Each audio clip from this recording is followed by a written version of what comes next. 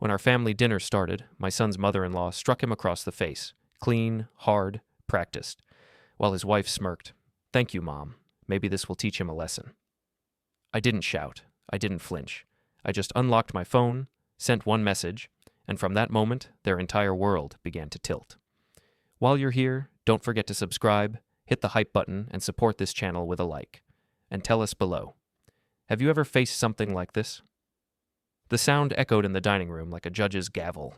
Andrew's head snapped to the side. His hand went to his cheek, slow and careful, like he was checking if it was still attached.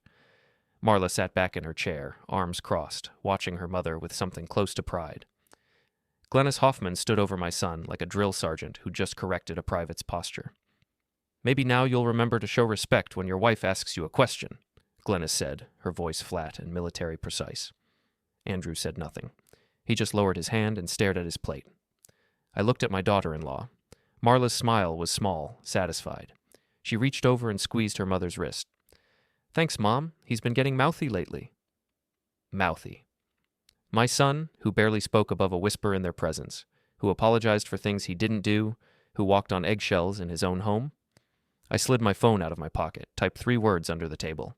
"It's time." Joan would know what I meant. My ex-wife and I hadn't lived together in 15 years, but we'd never stopped being parents. And when something threatened our son, we became dangerous in ways nobody expected. I sent the message. Glennis turned her eyes on me. "Something to say, Harold?" I looked up at her. She was 57, broad-shouldered, with the kind of posture that screamed decades of military discipline. She'd been a sergeant once. Now she was just a woman who thought intimidation was a parenting style. "No," I said quietly. "Nothing at all?" She studied me for a long moment, then snorted and sat down. "Good. At least one man in this family knows when to keep quiet." Marla laughed. Andrew didn't. The rest of the dinner passed in silence. I ate slowly, watching. Marla corrected Andrew twice more, once for holding his fork wrong, once for chewing too loud. Glennis nodded approvingly each time. Andrew apologized both times. When it was over, I stood, thanked them for the meal, and left. In my car, I sat in the driveway for a full minute, hands on the wheel, staring at nothing. I'd seen it before. Small things. A raised voice here, a cutting remark there. But I'd told myself it was normal. Marriage was hard. People argued. Andrew was an adult. He could handle it. Except he couldn't. And I'd been too blind or too cowardly to see it. My phone buzzed. Joan. "Where?" "My place. Tomorrow morning." "Joan." "I'll bring coffee." I started the engine and drove home. That night I didn't sleep. I sat at my kitchen table with a notebook and a pen, and I started writing. Not feelings, not anger, just facts. Date, time, what I saw, what I heard. Glennis struck Andrew across the face. Marla thanked her. Andrew apologized. I wrote it down. Then I kept going, reaching back into memory, pulling out every detail I'd ignored. 3 months ago, at a family barbecue, Glennis had corrected Andrew for interrupting Marla. She'd grabbed his arm hard enough to leave a mark. 6 months ago, Marla had called him useless in front of friends because he'd forgotten to pick up the right brand of wine. A year ago, Andrew had mentioned wanting to take a weekend trip with college friends. Marla had vetoed it. Glennis had backed her up. Andrew had apologized for even asking. I wrote it all down. By the time the sun came up, I had 6 pages. Joan arrived at 8:30. She let herself in with the key I'd never asked her to return, carrying 2 cups of coffee and a folder under her arm. "You look terrible," she said, setting the coffee in front of me. "Didn't sleep." "Good, neither did I." She sat down, opened the folder, and slid a printed email across the table. "Read." I read. It was from Marla to Glennis, dated 2 weeks ago. Subject line, "Progress report." "He's finally learning," Marla had written. "Barely questions me anymore. Apologizes before I even correct him. Mom, you were right. Consistency is everything. A few more months and he'll be exactly where we need him." I read it twice. Then I looked up at Joan. "Where did you get this?" "Andrew's laptop. He left it at our place last month when he came over for dinner. I cloned the drive before I gave it back." "That's legal? No. Ethical? Debatable? Necessary? Absolutely." Joan leaned back in her chair. "Harold, they're grooming him. This isn't marriage. It's conditioning." I set the email down. My hands were shaking. "There's more," Joan said. She pulled out another printout. "This one's from Glennis to Marla, 3 months ago. I read. Remember, praise only works if it's rare. Keep him hungry for approval. When he does something right, acknowledge it briefly, then immediately point out what he could have done better. Never let him feel secure. Joan's voice was cold and steady. They've been planning this, Harold, for years. I pushed the papers away and picked up my coffee. It was hot enough to hurt going down. I didn't care. What do you want to do? Joan asked. I thought about Andrew's face at dinner, the way his hand had gone to his cheek, the way he'd apologized. I want to break them, I said. Joan smiled. It wasn't a kind smile. Good, she said, because I found something else. She slid one more document across the table. Medical records. A printout from an OB/GYN appointment. Marla Hoffman, 6 weeks pregnant. I stared at it. Andrew told me 2 weeks ago they were trying, Joan said. He was excited. Nervous, but excited. Okay, I said slowly. So she's pregnant. Look at the dates, Harold. I looked. Conception date, approximately 8 weeks ago. 8 weeks ago, Andrew had been away on a work trip, logistics conference in Denver. He'd been gone for 5 days. Andrew wasn't there, I said. No, Joan said. He wasn't. I looked up at her. You're sure? I checked his travel records.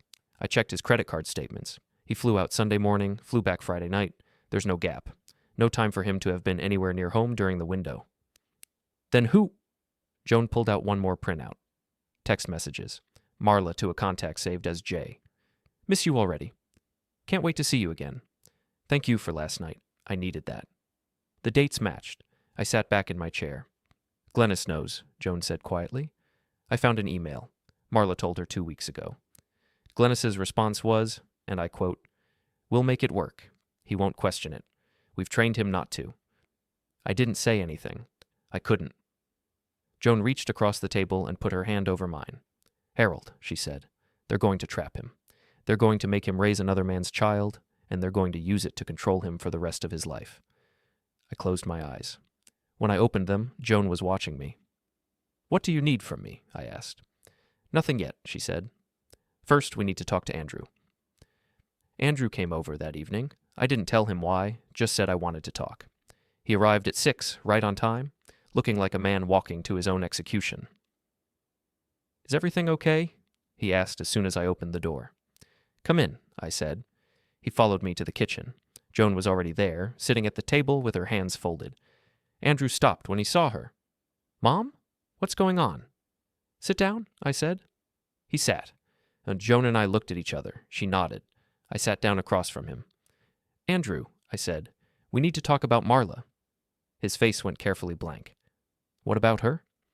When was the last time she hit you? The question landed like a stone in still water. Andrew's expression didn't change, but his breathing did. Shallow, controlled. She doesn't... Don't, Joan said quietly. Please don't lie to us. Andrew looked down at his hands. They were folded on the table, fingers laced tight. It's not like that, he said. Then what is it like? I asked. He didn't answer. Joan leaned forward. Andrew, Glennis struck you at dinner 2 nights ago, in front of your father. Marla thanked her for it. You apologized. Andrew's jaw tightened. That's just... He stopped. Started again. That's just how Glennis is. She's strict. Marla grew up with it. It's normal for them. It's not normal, I said. It's not abuse either, Andrew shot back. His voice was louder now, defensive. She didn't hurt me. It was a correction. I was being disrespectful. I needed to... You needed to what? Joan asked. Learn your place? Andrew flinched. I reached into my pocket and pulled out the printouts. I set them on the table in front of him, one by one.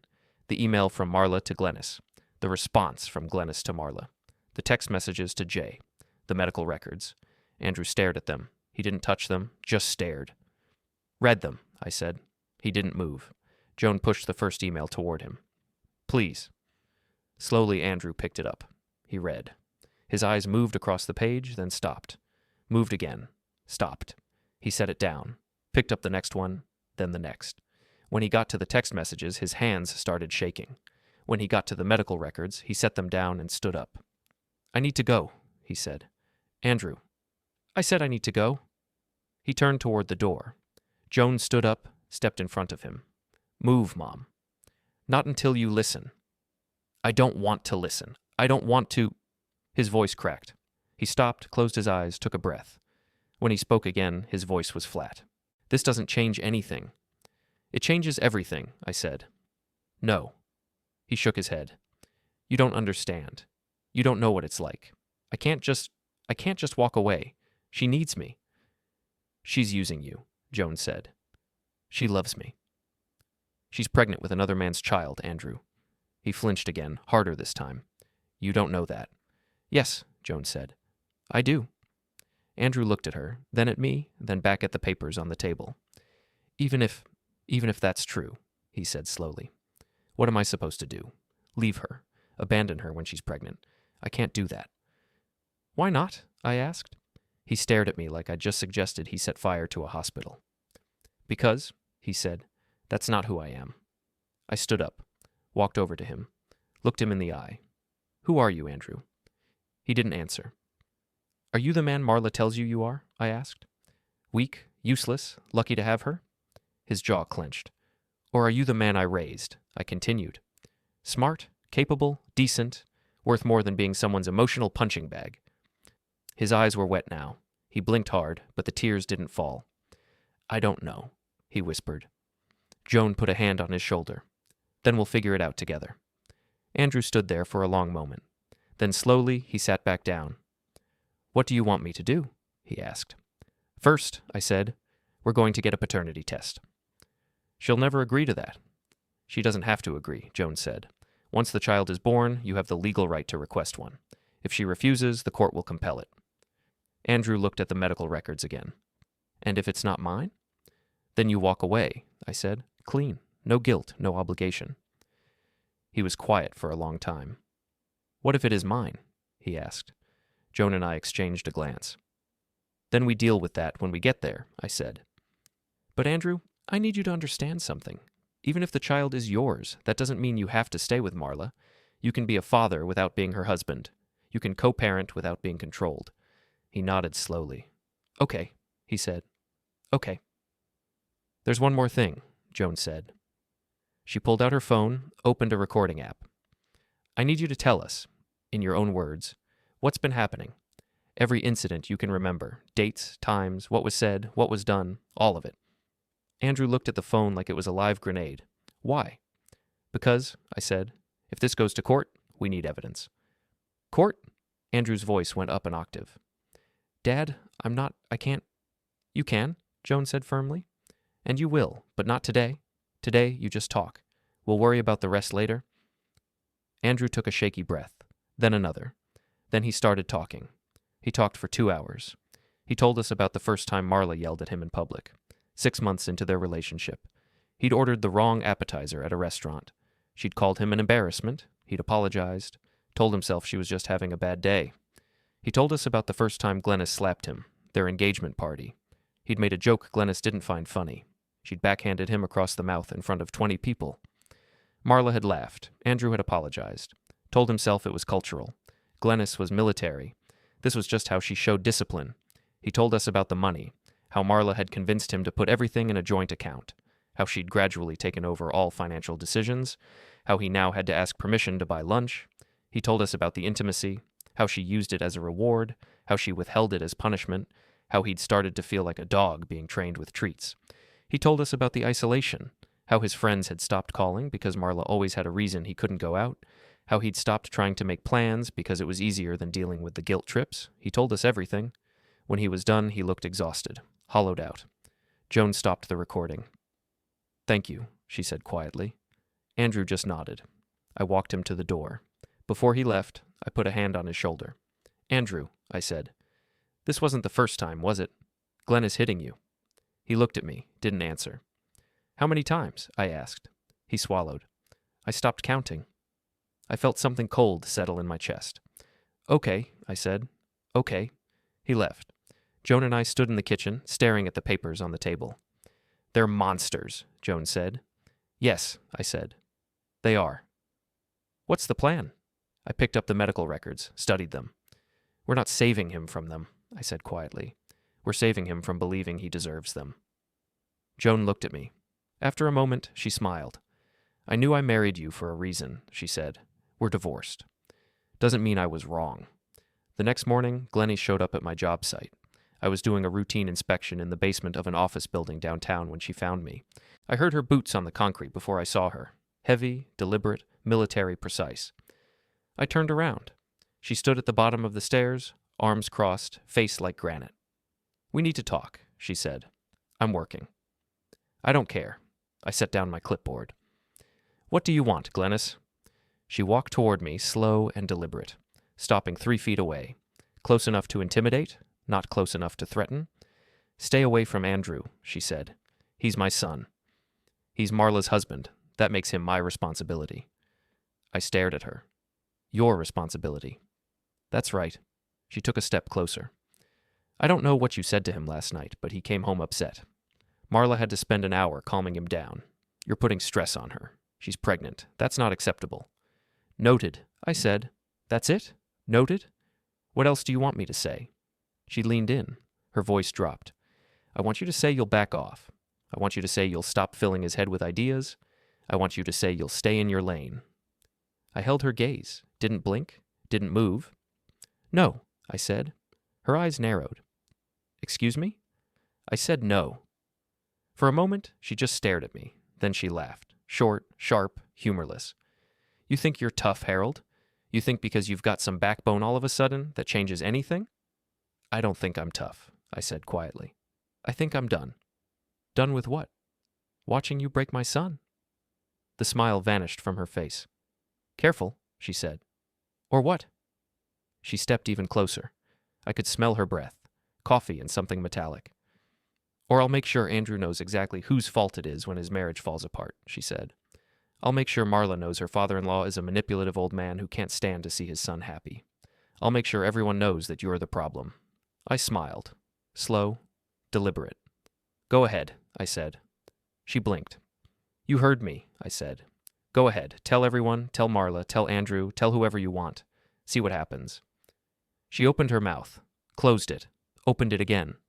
You're bluffing, she said. Try me. We stood there, staring at each other. I could see her jaw working, muscles twitching under the skin. Finally, she stepped back. You're making a mistake, she said. Probably. She turned and walked toward the stairs. At the bottom step, she stopped and looked back.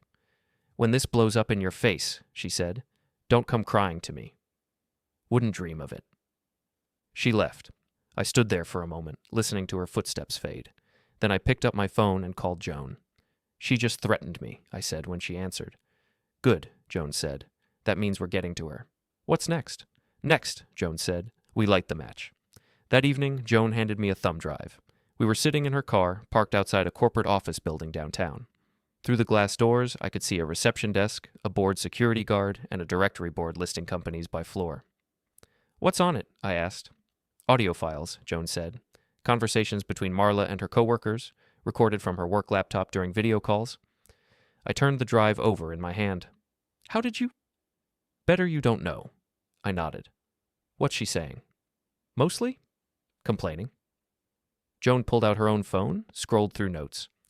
Calling her boss an incompetent fool, mocking clients, talking about how she could do everyone's job better than they could, standard narcissist nonsense. That's not enough to get her fired. No, Joan agreed, but it's enough to start an HR audit, and once HR starts digging, they'll find the rest. What rest? Joan smiled. Expense reports that don't quite add up, to charging personal meals to the company card, scheduling conflicts between her timesheets and her actual location data. You found all that? Andrew found it. He just didn't know what he was looking at. She took the thumb drive back. He used her laptop once to check his email. I cloned her files before he logged off. I looked at the building. What's the plan? Anonymous tip to HR, Joan said. We dropped the thumb drive in their mailbox tonight. By Monday morning, they'll be all over her. What if they trace it back to us? They won't. The files are clean. No metadata, no digital fingerprints. As far as they'll know, it came from a disgruntled coworker. I nodded slowly. And then what? Then we wait, Joan said. Let the pressure build. Let her start making mistakes. Let Glennis scramble to control something she can't control. And Andrew? Andrew stays out of it, Joan said firmly. We don't tell him about this. Not yet. He needs plausible deniability. I looked at her. You've thought this through. I've thought about nothing else for 3 days. I reached over and squeezed her hand. Thank you. She squeezed back. Let's go ruin someone's week. We waited until midnight. The building was empty except for the security guard, who was watching something on his phone and didn't look up as we walked past the front desk. Joan had a key card, don't ask, that got us into the elevator. We rode up to the 7th floor in silence. The HR office was at the end of a long hallway. Joan picked the lock in under 30 seconds. We slipped inside, left the thumb drive in the inbox on the main desk, and left. The whole thing took less than 5 minutes. Back in the car, Joan started the engine but didn't put it in gear. She just sat there, staring at the building. What is it? I asked. Nothing, she said. Just thinking. About? About how easy it would be to walk away. Tell ourselves it's not our problem. Let Andrew figure it out on his own. I looked at her. You don't really think that. No, she said, but it would be easier. Easier isn't always right. She smiled. No, it's not. She put the car in gear and drove us home. Monday morning came and went. So did Tuesday. On Wednesday afternoon, my phone buzzed with a text from Joan. Check Marla's social media. I pulled up her profile. The most recent post was from 2 hours ago. Some people really need to learn to mind their own business. Stay in your lane or get run over. The comments were supportive. Friends and coworkers chiming in with fire emojis and "you tell them girl" responses. I scrolled through them, watching strangers validate her victim narrative. They had no idea what she really was. No idea what she'd done to my son. I texted Joan back. HR? Joan. Started the audit yesterday. She knows. Me. How do you know? Joan. Because she's panicking. I stared at the post again. The aggressive tone. The barely concealed rage. This wasn't confidence. This was fear dressed up as bravado. Marla was used to controlling situations, controlling people. Now something was happening that she couldn't control, and it was eating her alive. Good. That evening, Andrew called me. His voice was tight, controlled. Dad, can I come over? Of course. When? Now. I'm outside. I opened the door. Andrew stood on my porch, hands in his pockets, shoulders hunched against the evening chill. His face was drawn, exhausted. He looked like he'd aged 5 years in the past week. Come in, I said. He followed me to the kitchen. I poured him a glass of water. He didn't touch it, just stared at it like he'd forgotten what water was for. Marla's having a bad week, he said finally. How so? Work stuff. She won't talk about it, but she's been on the phone constantly, yelling at people, slamming doors. He looked down at the table. His fingers traced patterns on the wood grain. She took it out on me last night. My jaw tightened. I kept my voice level. What did she do? Just yelling. Told me I was useless. Asked why I couldn't be more supportive. He laughed, but there was no humor in it. The sound was hollow, brittle. I asked her what she needed support with. She told me to stop asking stupid questions. Andrew, I know, he said quickly. I know what you're going to say, that it's not okay, that I don't deserve it. I know. Then why are you still there? He finally looked at me. His eyes were red, rimmed with exhaustion and something deeper. Something that looked like despair. Because I'm scared, he said quietly. Of what? Of being alone, of making the wrong choice, of... He stopped, swallowed hard, of proving her right. I sat down across from him. The chair scraped against the floor, loud in the quiet kitchen. Right about what? That I'm weak, that I need her, that without her, I'm nothing. The words hung in the air between us. I could see how much it cost him to say them out loud, how much shame he carried.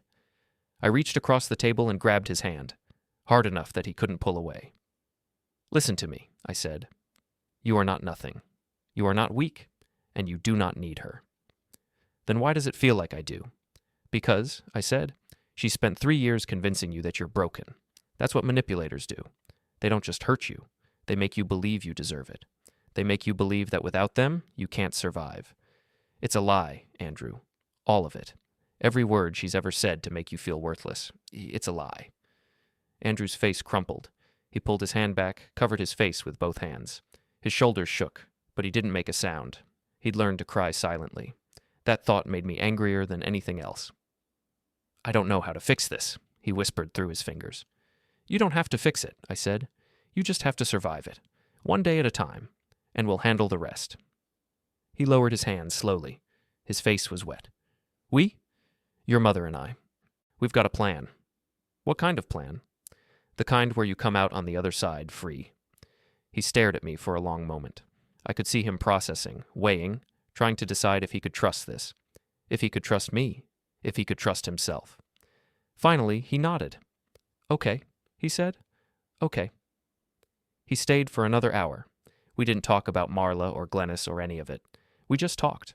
About work, about the weather, about a movie he'd wanted to see but never had time for. About nothing important. Sometimes healing starts with remembering what normal conversation feels like. When he left, he looked steadier. Not happy, but steady. Like a man who'd found solid ground after months of quicksand. I texted Joan. He's ready. Joan, good, because it's about to get worse. The next morning, Marla got suspended from her job. I found out from Joan, who found out from a contact in the company. The audit had turned up enough inconsistencies to warrant a formal investigation. Expense reports that didn't match receipts, charges to the company card that looked suspiciously personal, timesheets that contradicted her actual locations. Until it was resolved, Marla was on unpaid leave. How long? I asked. Minimum 2 weeks, Joan said. Possibly longer if they find more. And they will find more. She was sloppy. And if they fire her, then she'll have a lot of free time to think about her life choices. Joan's voice was dry, clinical. She'd always been good at separating emotion from strategy. It's what made her dangerous. That afternoon, Glennis called me. I let it go to voicemail. She called again 5 minutes later. I let it ring. The third time, I could almost feel her rage radiating through the phone. On the third call, I answered. What? This is your fault, she said without preamble. No greeting, no pretense of civility. I have no idea what you're talking about. Don't play dumb, Harold. Someone sent HR a bunch of files about Marla. Someone's been digging into her work. It's you. It's not. Then who? How should I know? I kept my voice flat, bored, like we were discussing the weather. Maybe she just made too many enemies. Maybe someone at her company finally had enough of her attitude. Maybe she brought this on herself. She didn't. Glennis stopped. I could hear her breathing, heavy and angry, the sound of a woman losing control. Fine. You want to play games? We'll play games. I'm not playing anything, Glennis. You're tearing my family apart. Your family's doing that all on its own. The silence that followed was electric. I could almost hear her jaw clenching. She hung up. I stared at my phone for a moment, then called Joan. Glennis knows something's up, I said. Good, let her sweat. She's going to come after us. Let her try, Joan said. We're 3 steps ahead of her. She's operating on instinct and rage.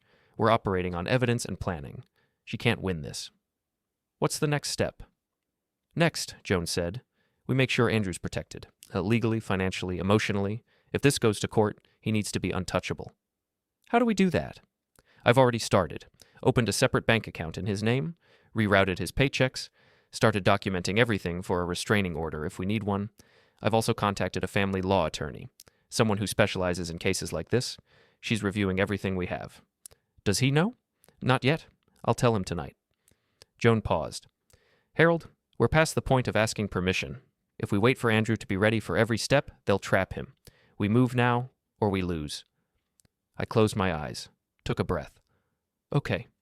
Trust me, Harold. I do? That night, I couldn't sleep. I lay in bed staring at the ceiling, running through every possible outcome, every way this could go wrong. What if Andrew changed his mind? What if he went back to Marla, convinced himself we were the problem? What if the years of conditioning were too deep, too strong? What if Glennis found a way to turn this around? What if she convinced Andrew we were the manipulators, not them? She was good at that. She'd had decades of practice. What if the paternity test came back and the child was Andrew's? Would he stay? Would he sacrifice himself for a baby? Would he choose obligation over freedom? I turned over, punched my pillow, tried to quiet my brain. It didn't work. At 2 a.m, I gave up. I got up, made coffee strong enough to strip paint, and sat at the kitchen table with my notebook. I wrote down every move we'd made so far, every piece of evidence, every conversation. I cross-referenced dates and times. I looked for gaps, for weaknesses, for anything they could exploit. Then I wrote down what came next. The paternity test, the confrontation, the endgame. By the time the sun came up, I had a plan. Not just a rough outline, but a detailed roadmap. Every step accounted for.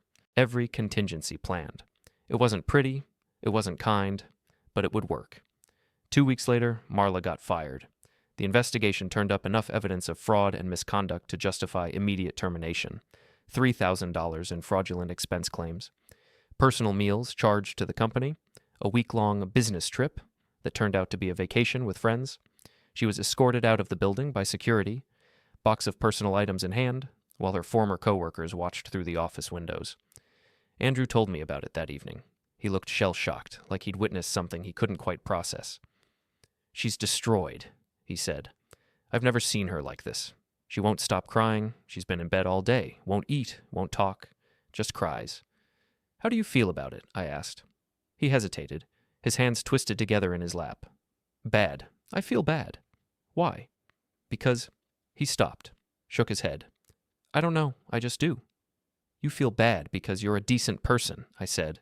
"But her losing her job isn't your fault, and it's not your responsibility to fix it." "She thinks it is. She said if I were a real husband, I'd be comforting her, not questioning her. She said a real man would be figuring out how to support her through this." "What did you say?" "Nothing. I left. Came here." He looked at me, and there was something raw in his eyes. "Is that wrong? Should I have stayed?" I shook my head. "You did the right thing. She's trying to make her problems your fault. That's manipulation, Andrew. Classic manipulation." He looked at me. "Is it? Good?" "I don't know anymore, Dad. Everything feels wrong. I don't know who's telling the truth. I don't know what's real. Sometimes I think maybe I am the problem. Maybe if I were stronger, better, more supportive." "Stop." I cut him off. "That's her voice in your head, not yours. You need to learn the difference." He was quiet for a long time, his eyes unfocused, staring at something I couldn't see. "I think," he said slowly, "that I've been living in a nightmare for 3 years and pretending it was a dream." "Yeah," I said. "That sounds about right." He laughed. It was hollow and tired, but it was a laugh. A small step towards something like freedom. "So what now?" he asked. "Now," I said, "we wait for the baby." The baby was due in 3 months. That gave us 3 months to prepare, 3 months to solidify Andrew's resolve, 3 months to make sure that when the truth came out, he was ready to walk away clean. Joan handled the legal side.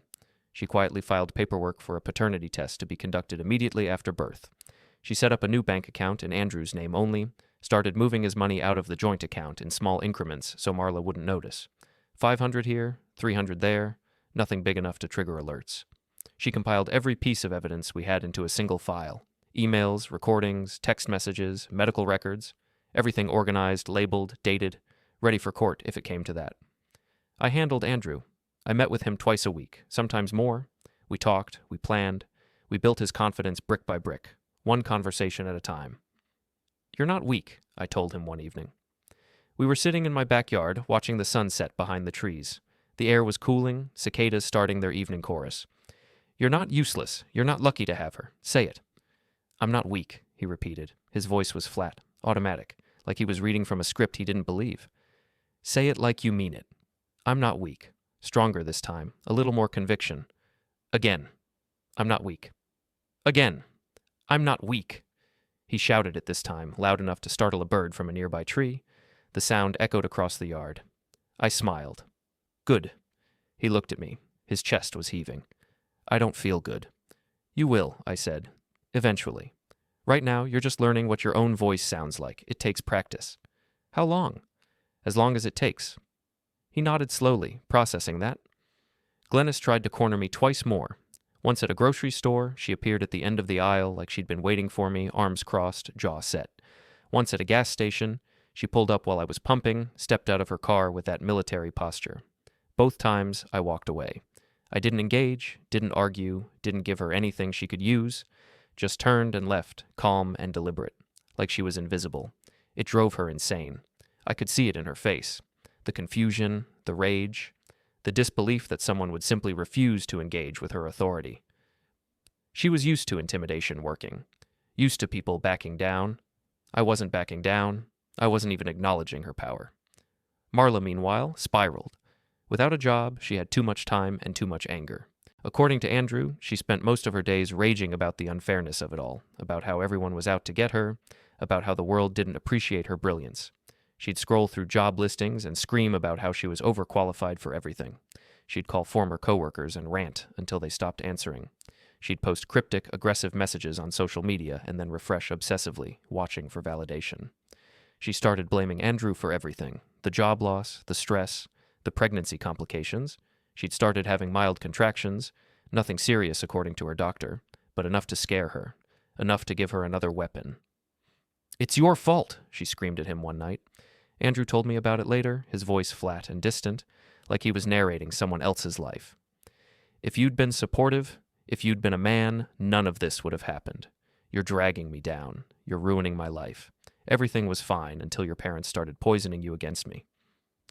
He'd left after that, stayed at my place for 3 days. Marla called him 50 times, texted him 100 more, long rambling messages that oscillated between rage and desperation.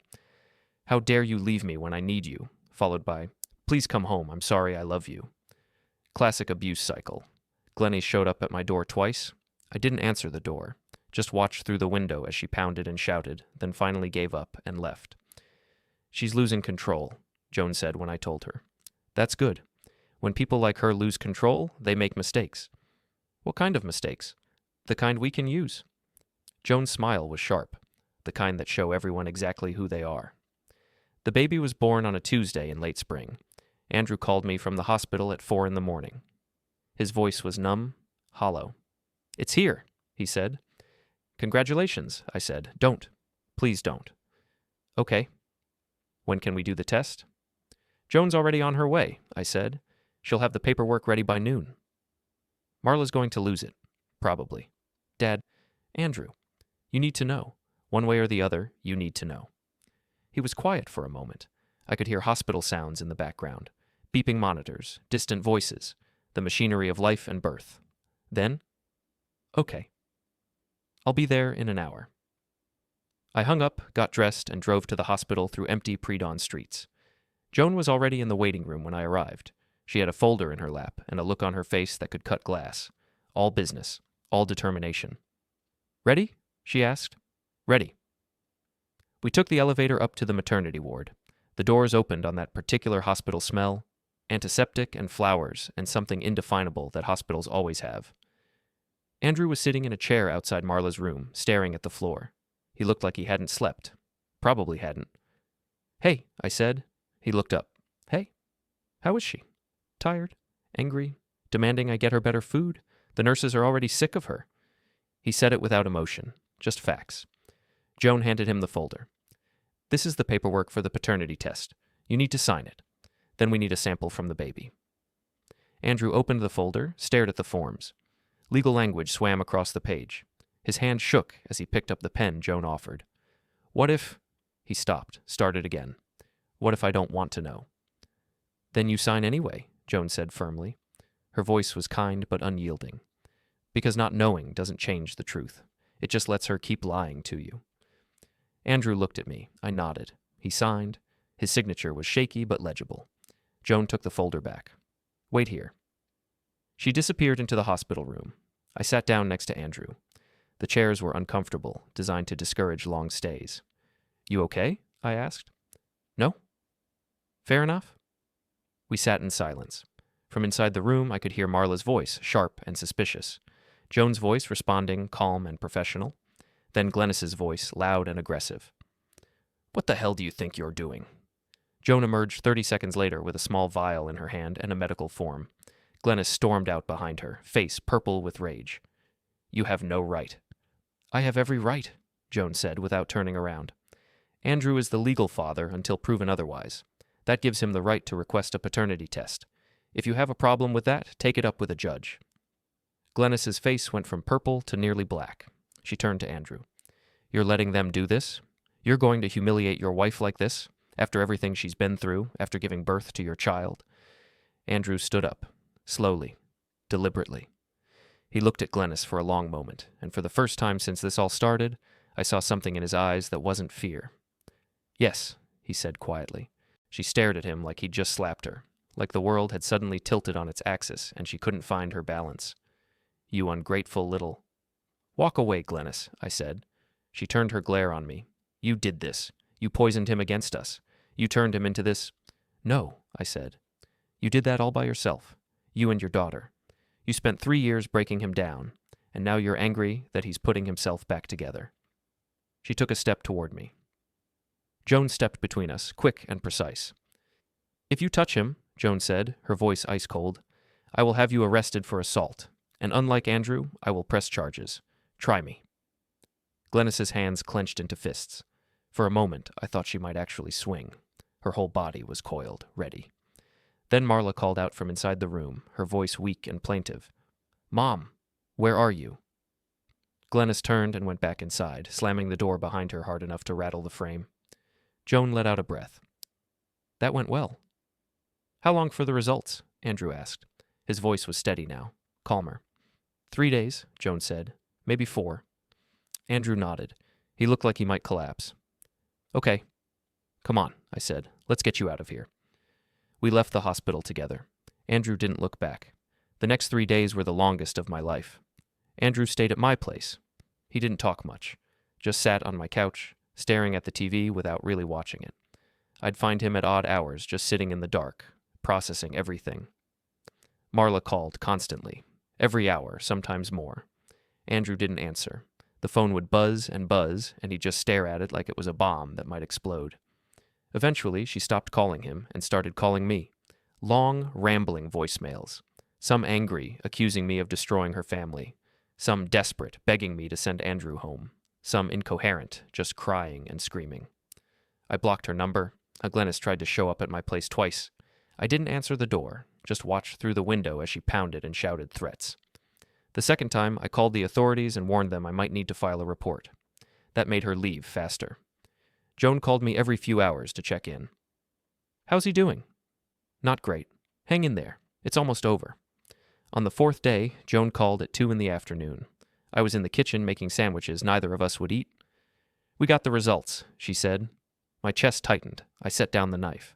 And? 0% probability of paternity. I closed my eyes.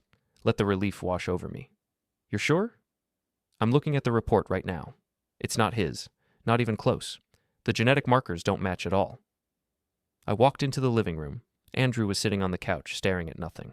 He looked up when he heard my footsteps. Andrew, I said. He looked up. I could see him bracing for impact. It's not yours. For a moment, he didn't react. Just sat there, frozen. Then his face crumpled, not with sadness. With relief so profound, it looked like pain. He dropped his head into his hands and started laughing. It was a broken, desperate sound, but it was real. The laugh of a man who'd just been told he wasn't drowning after all. It's not mine, he whispered through his fingers. It's not mine. I sat down next to him, put a hand on his shoulder, felt him shaking. No, it's not. He looked at me. His eyes were wet, but he was smiling. Actually smiling. What do I do now? Now, I said. We finish this. We scheduled the meeting for the following Monday. Neutral territory, a conference room at Joan's office. Marla, Glennis, Andrew, Joan, and me, and a lawyer. Joan had insisted. If this goes sideways, she'd said, we need legal backup. Marla and Glennis arrived 15 minutes late. Marla looked exhausted, her hair pulled back in a messy bun, dark circles under her eyes. Glennis looked ready for war. They sat down across from us. Marla glared at Andrew. Glennis glared at me. What's this about? Marla demanded. Joan slid a manila envelope across the table. Open it. Marla opened it, pulled out the paternity test results, read. Her face went white. This is fake, she said. It's not, Joan said. You faked this. We didn't fake anything, I said. The test was conducted by a certified lab, witnessed by a nurse, and processed according to legal standards. It's real. Marla looked at Glennis. Glennis looked at the paper. Her jaw tightened. So what? Glennis said. Mistakes happen. Labs make errors all the time. Then we'll do another test, Joan said.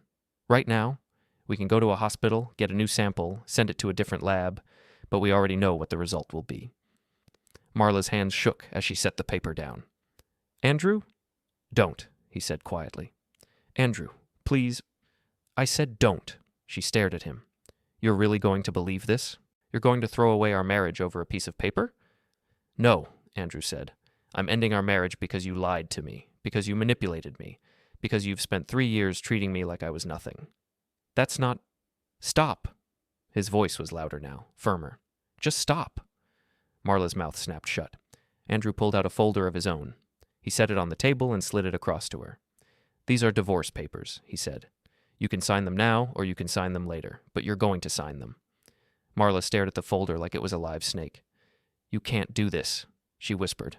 I already did. Glennis leaned forward. You're making a mistake, Andrew. You're listening to them instead of your family. You're not my family, Andrew said. He looked at her, and for the first time since I'd started this, I saw something cold in his eyes. You're just a woman who's been hitting me for 3 years and calling it discipline. Glennis's face went rigid. Don't lie, Andrew said.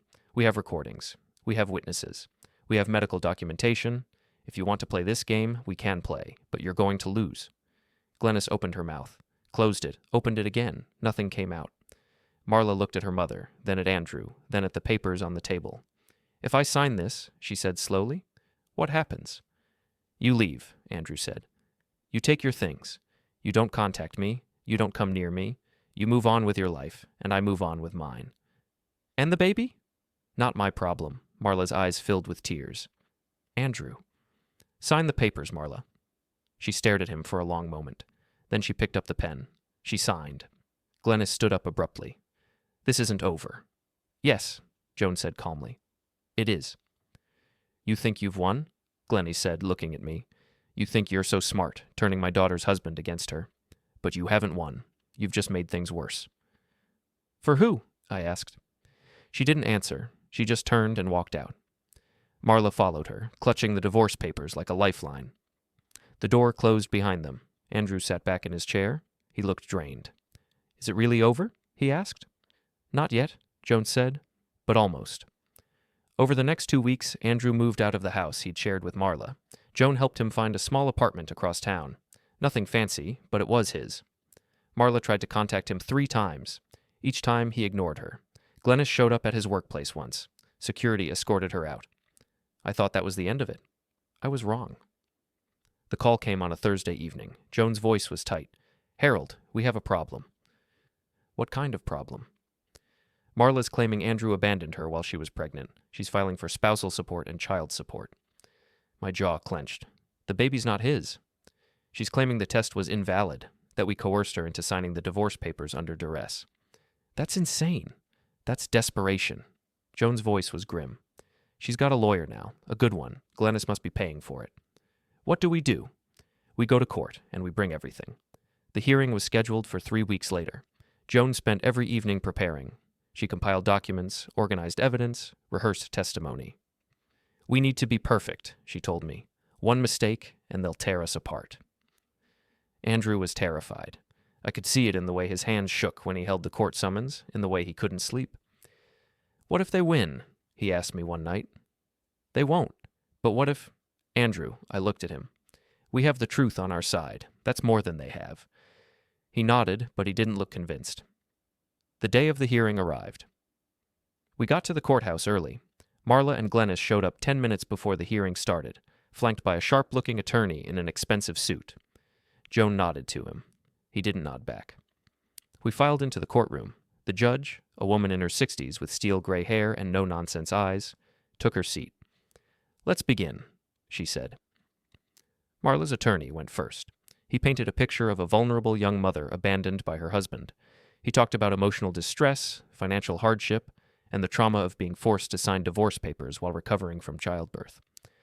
My client was coerced, he said. She was bullied and manipulated by her husband's family into giving up her rights. The paternity test was conducted without proper consent. The divorce papers were signed under duress. None of this is valid. The judge looked at Joan. Response? Joan stood. She was calm, composed, and unyielding. Your Honor, she said, my client was not the one doing the manipulation. The evidence will show that Ms. Hoffman engaged in a pattern of emotional and psychological harm spanning 3 years, that she isolated my client from his support system, that she and her mother physically harmed my client on multiple occasions, that she committed infidelity and attempted to pass off another man's child as his, and that every action we took was done legally, ethically, and with full documentation. The judge's eyebrows went up. That's quite an accusation. I have proof. Then let's see it. Joan opened her folder. For the next hour, she presented everything: the emails, the text messages, the recordings, the medical records, the paternity test results, not just one, but two, conducted by different labs, both showing zero probability of paternity. She played the recording of Andrew describing the abuse. She showed photos of bruises. She presented testimony from witnesses who'd seen Glennis strike Andrew in public. She dismantled their case piece by piece. Marla's attorney tried to object. The judge shut him down. When Joan finished, the courtroom was silent. The judge looked at Marla. "Do you have anything to say?" Marla stood. Her voice was shaking. "I never meant to hurt him. I loved him. I still love him." "You have a strange way of showing love," the judge said dryly. "I made mistakes, but I don't deserve this. I don't deserve to be abandoned." "You weren't abandoned," the judge said. "You were held accountable." She turned to Andrew. "Mr. Beckett, do you have anything to add?" Andrew stood. He looked at Marla for a long moment. "I spent 3 years thinking I wasn't good enough for you," he said quietly. "Thinking that if I just tried harder, if I just did better, maybe you'd love me the way I loved you. But the truth is, you never loved me. You loved controlling me, and I'm done being controlled." Marla's face crumpled. "Andrew, I'm done," he said again. Then he sat down.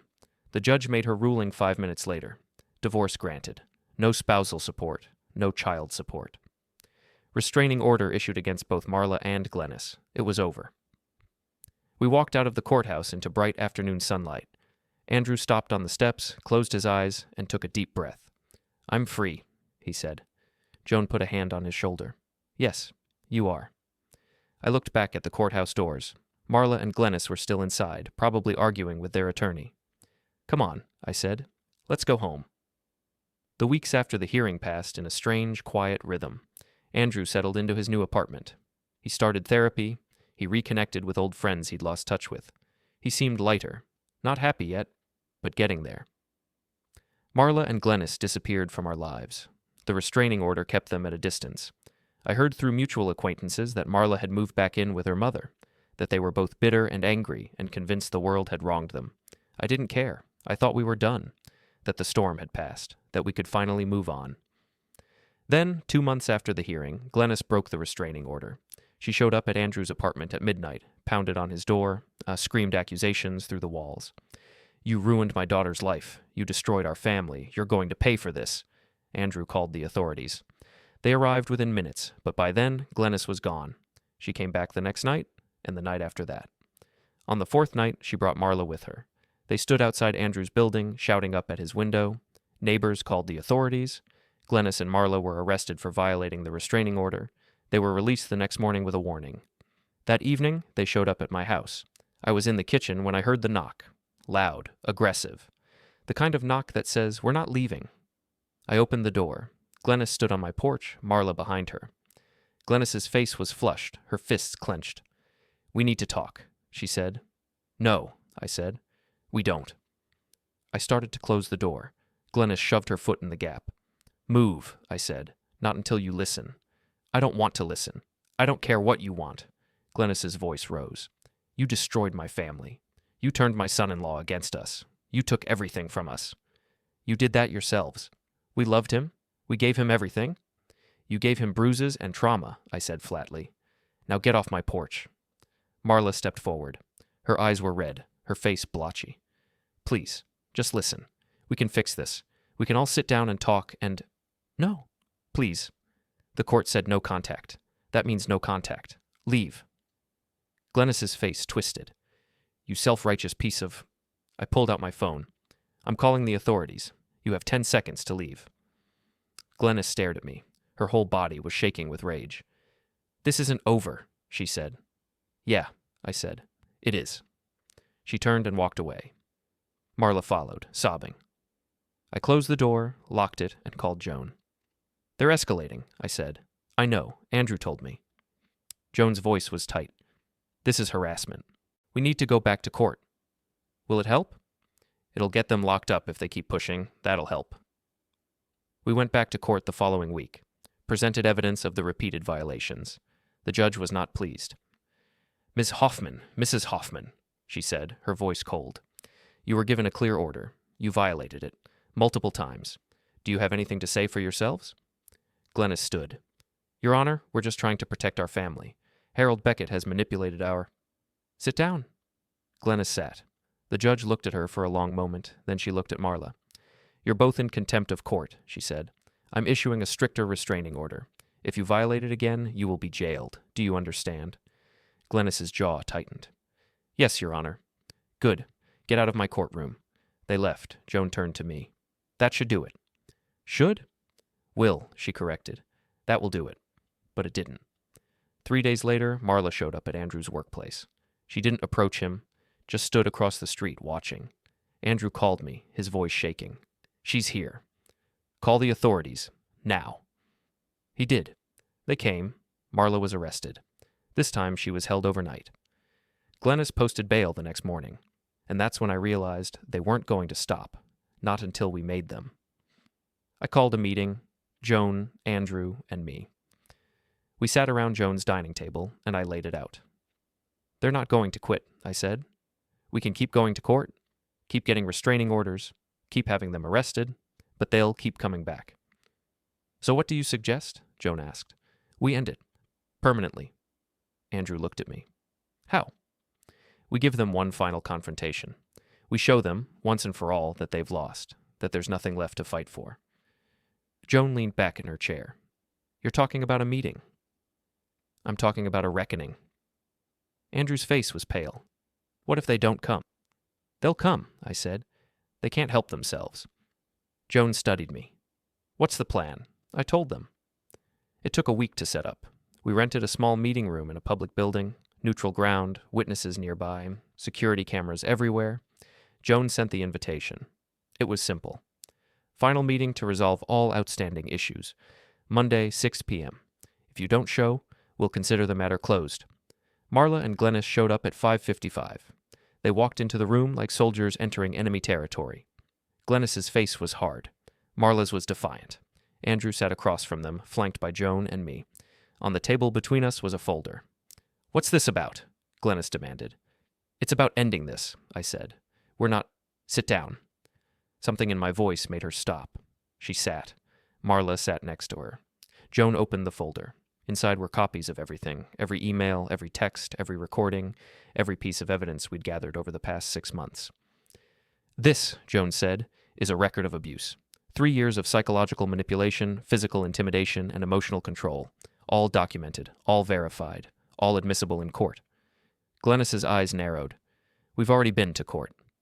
For the divorce, Joan said, not for the abuse. Marla went pale. What are you talking about? I'm talking about criminal charges, Joan said. Assault, harassment, coercion, fraud. You're bluffing, Glennis said. Joan slid a document across the table. This is a draft criminal complaint. We haven't filed it yet. But we can, today, if we want to. Glennis picked it up. Read. Her face went rigid. You wouldn't, she said. Try us, I said. Marla looked at her mother. Mom.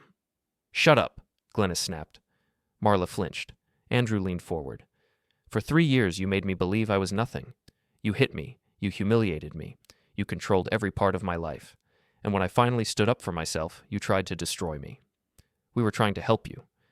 You were trying to own me, Andrew said. His voice was steady now, strong. But you don't own me. You never did. Marla's eyes filled with tears.